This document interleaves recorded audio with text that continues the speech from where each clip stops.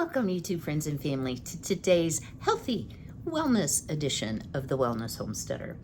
So a little bit later in this video, we are going to be talking about recreating a recipe for something that is totally unhealthy, made a lot better for you. But before we start, I have to hiccup. I'm so sorry, guys. Y'all, I have a new hobby. So it's early in the season. We'll be doing some seed starting, some more garden planning and layout and such a little bit later, not in this video, but in an upcoming video. And I was like, our weather has been all over the place. 13 degrees and 4 inches of snow, and it's gonna be like almost 60 today. Yeah, I wonder why I have a runny nose. So there is a trend, and I do watch a lot of YouTube, so I'll just share that, on these really neat adult Lego kits. My son had Legos and built a lot of really neat things with them, but I never had Legos. I think we had Lincoln Logs. Maybe that's why I want a log home, but I was like, I just really need a project. And I'm going to link this in the description box below. Now, in full disclosure, it's not inexpensive, but it's really cute. So I decided, since I don't have a log home, I would build myself one. So this is a Lego knockoff. The company is abbreviated FO. This is a wood cabin retro home, and it's a Fun Hole, WHOLE. So it comes, oh y'all, oh, don't break it comes in a big box like this.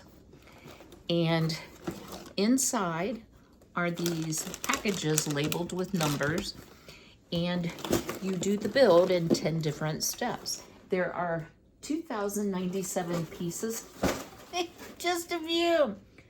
But y'all, this is like the most stinking cute thing I've ever seen.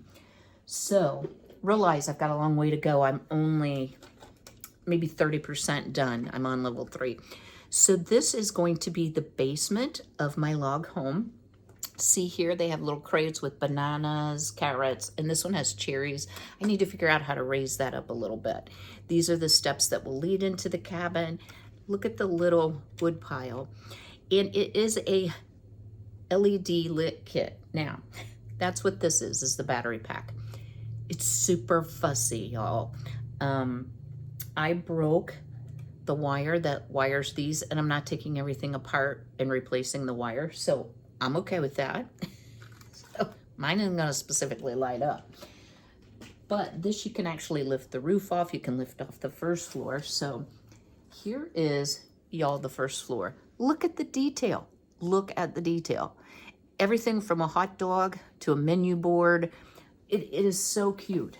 And I have spent probably too many hours doing this. So the book is quite thick, and it just has pictures. So it will tell you, okay, you need these pieces.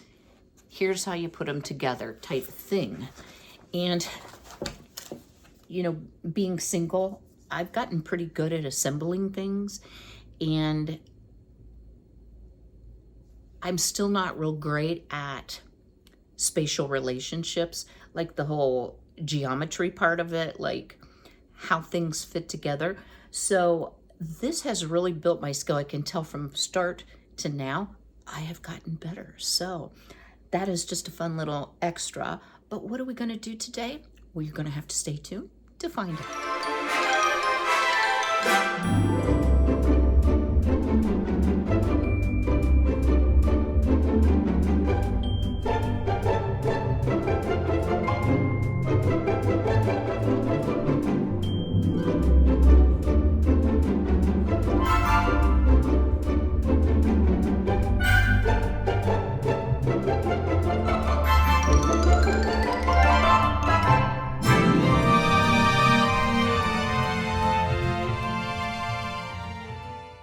Recently, I posted in the community tab a vintage ad for Pop-Tarts. Now, while my mom was a wonderful home cook, my mom was not a morning person. We kids had to fend for ourselves. And we ate a lot of junk food for breakfast, pre-sweetened cereals, Pop-Tarts, you know, was a big one.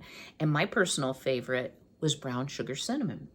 So on my iPad here, I'm going to read you the ingredients, and then we'll talk a little bit about the nutrition value of a brown sugar cinnamon Pop-Tart. So first ingredient is enriched flour. So it's been bleached, the wheat germs been removed, all of that, and then they've added back niacin, iron, B1, B2, folic acid. Second ingredient, sugar.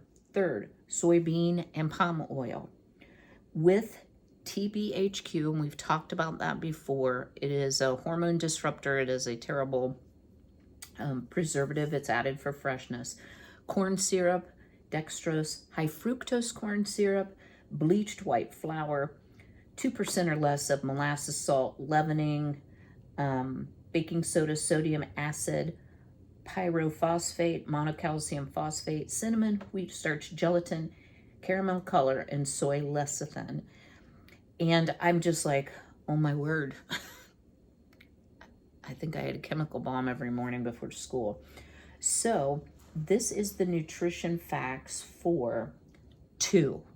So, you know, you could cut it in half for 1. 400 calories, 4.5 grams of saturated fat. Saturated fat is what is easier to clog your arteries, but if it comes from a natural source, I think it's fine.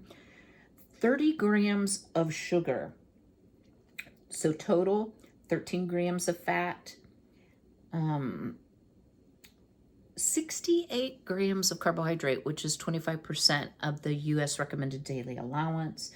Total sugars, 30. And then it has virtually 0% of anything in your vitamins. No vitamin D, no calcium, a little bit of iron, no potassium, 4% thiamine, 10 riboflavin, 10 niacin, and 10 folic acid. So, although yummy, I thought, I wonder if there's such a thing as healthy Pop-Tarts. Now, I've seen people make homemade Pop-Tarts with full sugar, but I'm like, yeah, I'm kind of interested in seeing if I can do it without full-on table sugar by using my own freshly ground flour. So say a prayer, guys, that it all comes together. So what I've had to do here, it says it takes about 3.5 hours to make it. And the reason for that, I don't know what my recipe's over there, is because you have to pre-chill a lot of things. So your butter needs to be cold. They call for vegetable shortening. I am using lard. It is much healthier, in my opinion, than vegetable shortening. And yes, it is an animal source. So I've got those things chilling, and I'm going to work on my little project here for a few minutes till the girls are ready to get up. It's about 6:30. And then once I get them out and playing, we'll get started making the pastry because it has to chill for quite some time. I hope you will enjoy this, and I hope you'll stay tuned. All right, let's get started. I will drop a link to the recipe in the description box below. And some of you have asked why I don't put the recipe in. If it's a current recipe and it isn't mine, I can always link it. Sometimes I forget. So, you know, just ask me for it if I haven't linked it. I don't recopy someone else's work just because of copyright issues and copyright strikes and all of those things. So the first thing we're going to need is 2.5 cups or 313 grams of all-purpose flour, spooned and leveled. So don't, you know, dig in.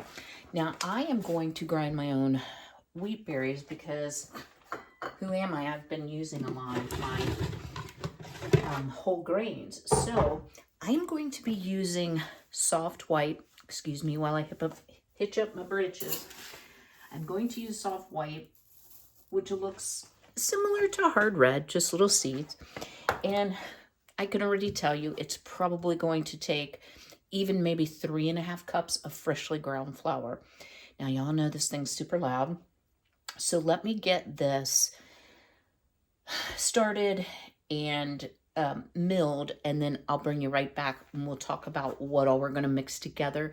This has to chill for quite some time, so like at least 2 hours. I do have a quick chiller in my 1951 Philco that works pretty well. It doesn't freeze things, but it surely makes them cold. So let me get this ground up. All right, oh, we have our beautiful ground flour. Now, I am not going to sift out the germ. So, didn't have everything out, y'all. This is more of a whole wheat flour. And to measure, and I did some extra because I have some other baking type projects I can use this flour for. I will refrigerate it. So you do want to measure accurately. And again, go ahead and spoon it into your bowl. Now, this only calls for 2.5 cups. I just know as I'm learning, 3 is going to be what I absolutely need. Just because this is so much lighter, I find that it's about 1/3 more. So that may not be quite enough, so we'll just set this aside. To that, we're going to add 1 teaspoon of salt. I am using Redmond real salt. Use the salt of your choice. So we've already started out with 2 of what I believe are superior products. So we're not using a highly bleached and processed flour that's had all the nutrition removed and then some fake nutrition added back in. Instead of iodized, highly processed salt, we are using Redmond real salt that has some added minerals. Now, I'm not saying that's going to give you like, ooh, you got so much more nutrition. And we're going to see if we can dirty everything. Oh, y'all, I hope you laugh with me. I did see, y'all, on the Needy Homesteader, she put up a video. She has a new device that you wear around your neck and you can put your iPhone on it. So you'll get like a first-person view. I might have ordered one. Pardon me, y'all. I get so tired of this. So stay tuned for that. All right. So that's our first 2 ingredients. Now, then it says add cold unsalted butter and shortening. So I am using Mother's Sweet Cream Butter, unsalted, and I am using 6 tablespoons, and then it calls for 2/3 cup vegetable oil. Guys, things being hydrogenated, some studies have shown that using a pure lard, and I would love to have the ability to render my own lard. I just don't have a source for the pig fat. So let me grab that out of the fridge. We're going to cut it in here until it resembles coarse crumbs, just like you're making a pie crust, because this is kind of like a pie crust. And then we will start adding some ice water. So let me rearrange a little bit here, grab my ingredients, bring you right back. All right, girly girls are up and at 'em. So this is my 6 tablespoons of unsalted butter. I did cube it, took it out of the refrigerator, cubed it up, and then put it back in the quick chiller. And my 2/3 cup of now very cold lard. Wow. So why do you want this chilled? Y'all, to make the flakiest of crusts, it really does make a difference if you keep your ingredients very, very cold and you don't squish, if you will. You know, I must have bent that somehow, but that's okay. If you don't squish it with your hands, I sometimes still have to. I get impatient. You can do it with a fork and a knife. You can do it with 2 forks. I'm not a huge fan of the pastry cutter. I'm trying to learn to use it because I purchased one because I didn't have one. My mother never used one, so therefore I did not learn to cook using one. So let me try the fork and knife method. So you just want to go ahead and cut in you know, incorporate that flour. And you just want to keep working it until it's the size of small peas. So you're going to have visible chunks of fat in this pastry dough. Wow, I hope this is good. I can tell you one thing. I never thought flour had a smell until I started grinding my own wheat berries. What a difference. Y'all, it doesn't even taste like the same product. True, the texture of the final product, if you're not sifting out the bran and the germ, can seem a little different, but I rather like it. Let me get this to pea size so you don't have to watch me on the struggle bus. And then we're gonna start incorporating. You need half a cup of water and you put ice in it after you measure the half cup. And then we'll start adding that tablespoon by tablespoon till the dough comes together. So just stay tuned. All right, y'all. We have our coarse pea-sized crumbs. So the quick chiller. Y'all won't have this problem. Almost froze the butter because it was cold already. So we're gonna start adding, and I'm gonna add 2 tablespoons to start, our very cold water. And what this actually says is stir it around. Stir with a large spatula after every addition.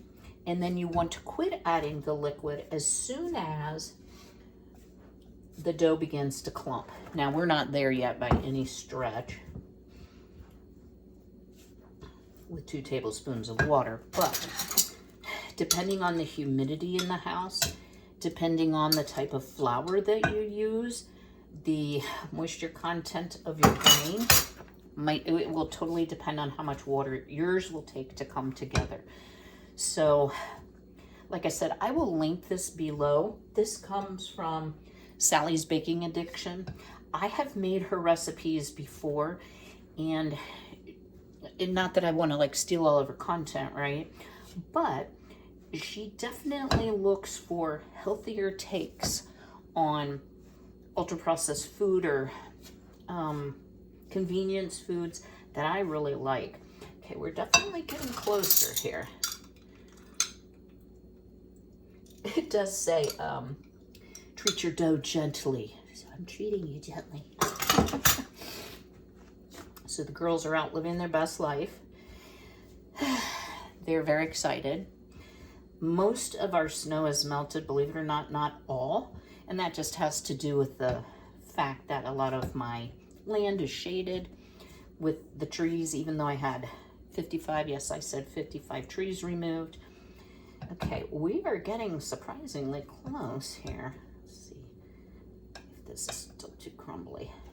You know, no, you do another couple tablespoons and we might be good. Because it is starting to clump.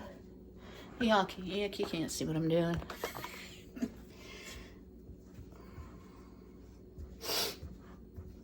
Yeah, we're definitely starting to get clumpier, although there's still a lot of dry in here too. I think it might have been easier, hindsight's 2020, if I would have started with a broader base bowl instead of this narrow base bowl. But we're getting there. Okay. So let's do a check here. And that clumps beautifully. It's not too crumbly. So let me clean an area here. We're going to divide this into a ball. Then we're going to divide that ball in half. We're going to wrap it. We're going to put it in the fridge. All right, so I've lightly floured my surface here. So let's turn out our dough. And it is a little tiny bit dry on the bottom still. But I think once I kind of work it a little bit, I think it's going to be just fine. And it's still quite chilled, which is a good thing. So I'm going to just work it a little bit. If I decide I need a little bit more water, we can add that. I've kept the ice water right here. It does seem like it's just a touch dry. Just a touch. Okay, totally missed the dough ball. You know. Okay, that's a little better. Sometimes just like drops can really make a difference in the texture of pastry. Okay, I still see a lot of water, dry. All right, yeah, here, now we're cooking. And again, you don't want to overwork your dough, but you've got to get it to a point where it can actually come together as one homogeneous glop. So I'm going to kind of get it into an even shape to start, and then I am going to roll it out because that's what it says. My inclination would be to not roll it out, but hey, let's follow the directions. Grandma's rolling pin. Okay, it's not overly sticky. It's sticking a little bit, but I didn't even flour the rolling pin. Okay.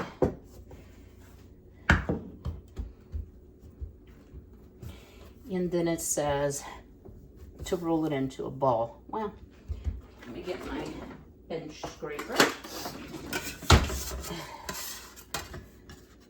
And into a ball we go.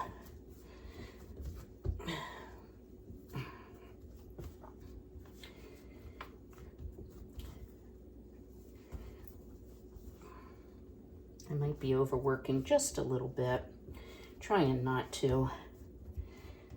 Okay, that's looking really, really good, y'all. So I still have almost a 1/4 cup of water left. So here's what we have. What we need to do is divide it into 2. Flatten this into about a 1-inch disc. 1-inch thick disc. And then I'm going to use some Glad Press and Seal because that's what I happen to have on hand. And we're gonna stick it into the refrigerator, not in the quick chiller, for about 2 hours. And then we will come back and we will start building our beautiful Pop-Tarts. So you can see the chunks of butter in here. I'm very pleased. Not too hard.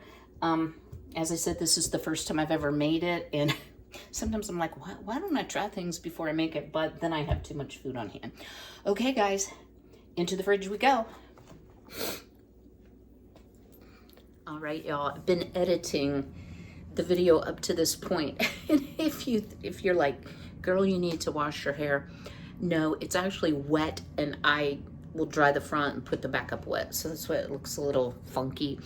So I have taken disc number 1 out of the refrigerator, and I have placed it on this silicone mat that my son got me. I'm gonna scooch us down. Yeah, and you let it set for 15 minutes to make it a little bit easier to roll out. And the idea, it says, and guys, this is a little bit complicated. I know that. It's not hard, it's just a lot of steps. Roll it into a rectangle about 1/8 of an inch thick and 9 by 12 in size. And you don't want to take both of your doughs out at the same time, it says. And it did say lightly floured. I do have a little bit of flour. I don't want to over dry out the dough. So there are measurements on this super kitchen mat, courtesy of my son. And so, yeah, we're gonna have to put a little bit more flour on the surface to keep it from sticking and tearing. So I see why people are fans of convenience foods. I hope y'all are laughing with me. You know, one thing I can say, luckily, about myself, I didn't even flour this silicone mat, I probably should have, is I have a lot of time on my hands right now because we are not into garden season yet. So if this turns out and if I like it, I noticed in the recipe, it said that this can be frozen, like in your freezer, deep freeze, for up to 5 months. So you could have your dough ready, simply thaw it, and do a better job rolling out. Oh, yeah. And the same with the waffles, the buckwheat waffles we made. I didn't share, but you can wrap them like whatever you would need for a typical breakfast for you, for your family.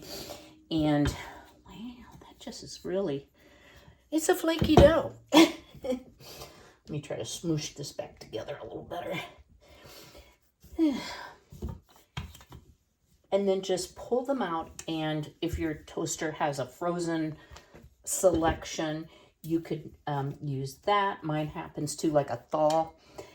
I have been, you know, eating on them this week. I found they're also really good with some no sugar added peanut butter on them, you know, for a little bit of protein, because they're not super high in protein.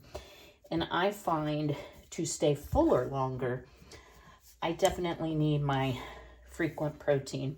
Doggone it, the doctors are right. Okay, let me keep working on this. You guys don't need to see me struggle.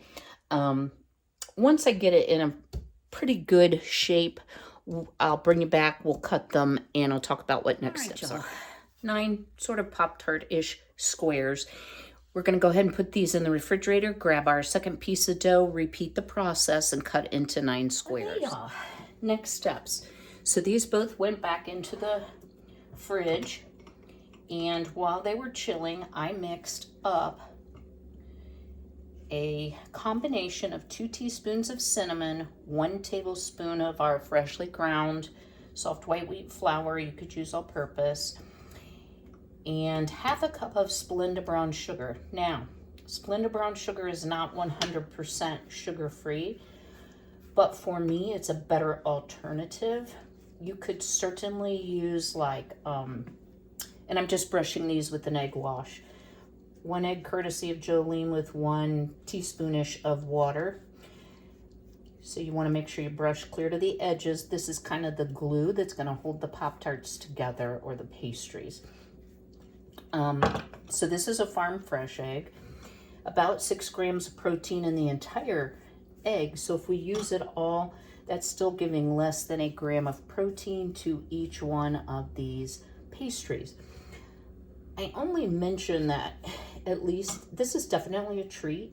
The ingredients are definitely so much cleaner, y'all. It's not full of preservatives.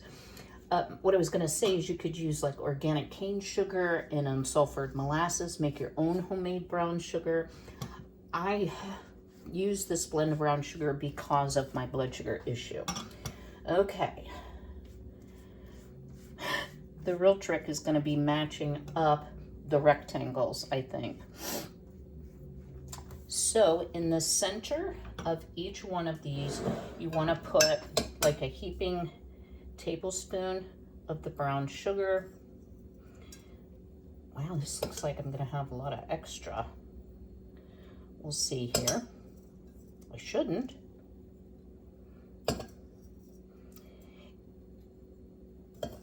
Oh, maybe not.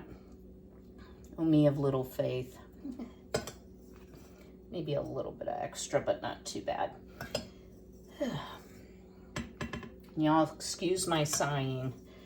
My back is still not 100%, so I'm a little bit on the struggle bus. I've been way, way, way, way worse than this, so I'm not going to get too stressed out about it. I thank you all for your kind comments on the last video, and I didn't know how people would feel about seeing an x-ray. I mean, to me, it's like everyday stuff, being a nurse, but I know not everyone likes to see anything medically related. My son gets skeeved out by stuff like that. I find it fascinating, but that's why I'm a nurse and he isn't. Okay, it does say to put the filling within about a 1/4 inch of the edge, and I'm sure we'll have some oopage outage because, yeah, this isn't a perfect science. So I totally, sorry y'all, I got a cramp in the hand. Too much Lego building. I totally see why people are like, I'm gonna buy me a box of Pop-Tarts. But just think how nice it will be to have some really fresh pastries that you don't feel horrid about eating, or I'm not going to feel horrid about eating. I may have to freeze some of them. Now, this original recipe does call for a frosting using confectioner's sugar. I am not going to frost these. The reason I'm not going to frost these is the only type of sugar-free confectioner sugar I have is erythritol, which is known to raise blood pressure. So let me run over here to the Philco.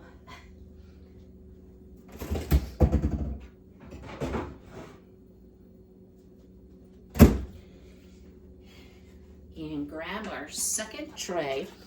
So let me go back to the directions.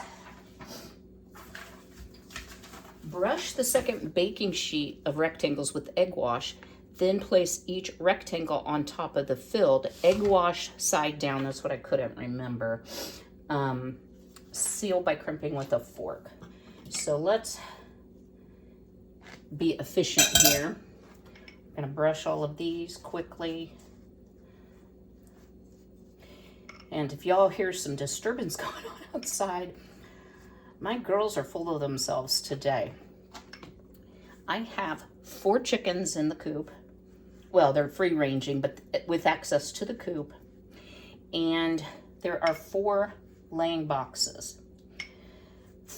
For the last 2 months, no one will lay in the laying box. They're all laying in the furthest corner that requires me to use a stick to roll the egg out. They're such girly girls, I swear. But at any rate, now they've decided that since it's a little bit warmer, they want to lay in the laying box, but they all want to lay in the same one. I've had to go out like 3 times because I'm like, man, is something after my chickens? What's going on out here? Nope, they're just fighting over the laying box. All right, now the trick becomes to match up sizes. So I'm going to just do my best, y'all. These are going to be loving hands at home Pop-Tarts. In other words, they're not going to be perfect. But y'all, I don't care. They all eat the same. Sometimes the ugly ones are the best ones, right? I'm trying to visually match here. You do not want your Pop-Tart to oop out. So, okay, this one can go here. Yeah, that one might be a little shy. We'll work on it. This one to go here. Now you may wonder why I haven't said anything about preheating my oven. That is because these have to chill again. So as I said, you know, it's not hard. It's just like a lot of steps. So then you want to press your edges together. First with your fingers, then you want to crimp it down with a fork. And I'm sure we're going to have some filling explosion. But you know what? Sometimes that's the best part. So let's try to make them look sort of Pop-Tartish. Okay, I'm kind of impressed.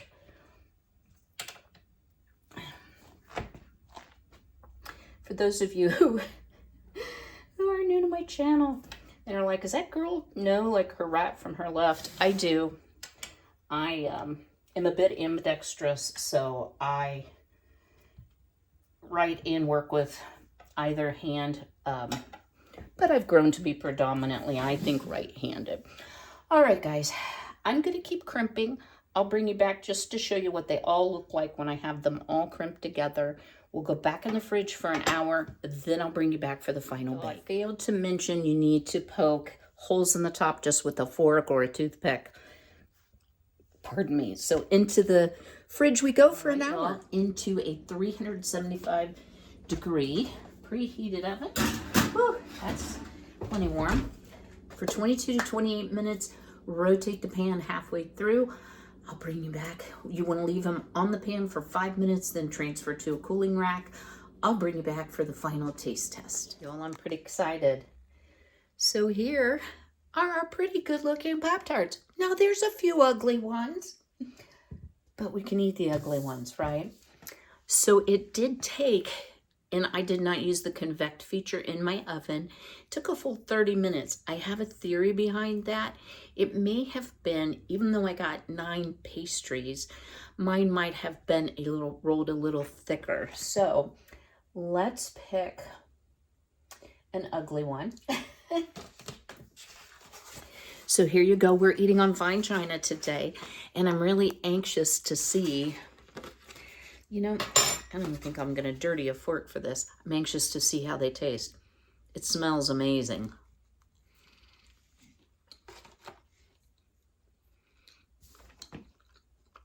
Well, I'll be doggone.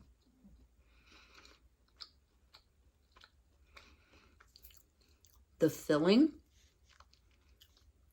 I was worried it would be dry. It's not. That egg wash, you know, hydrated it. Tastes a lot like Pop-Tart. Now, to me, the crust is infinitely better than a Pop-Tart crust. It is savory, not sweet, because we didn't put any sugar in it. Let's see what else I can tell you. Pardon me. It is so flaky, so tender. Puts me in the mind of a pie crust. Y'all, this is a winner.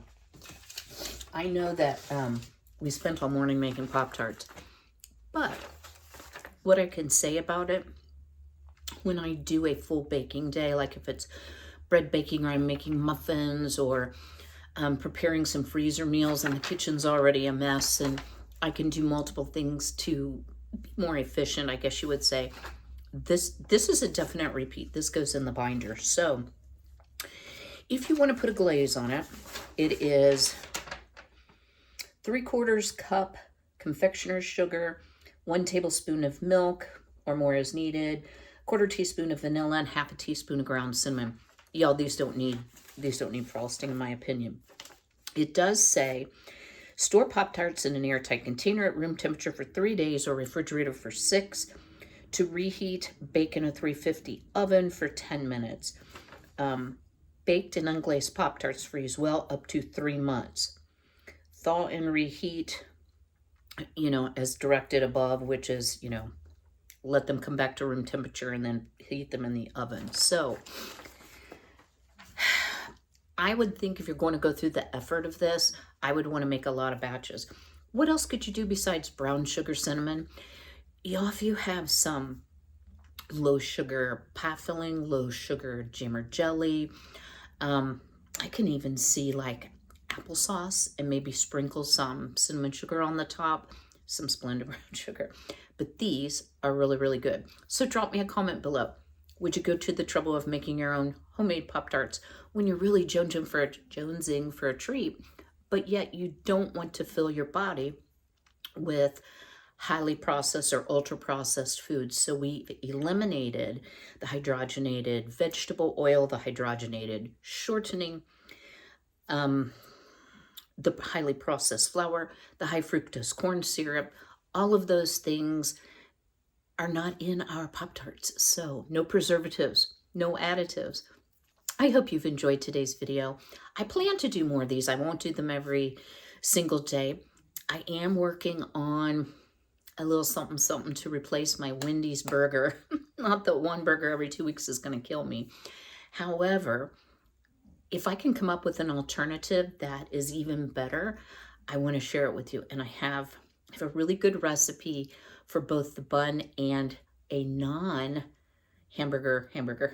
Wait, no, that's not right. A non-meat burger, a vegetarian burger. Okay, it's time for me to go lay down. Y'all, thank you for your time today. Smash that like button. Don't forget to leave the comment on the way out. Lord willing, I will see you all on Saturday. I do have some plans later this week, so hopefully the back holds out. All right, guys, until I see you again, be healthy, be well, be blessed, and take care.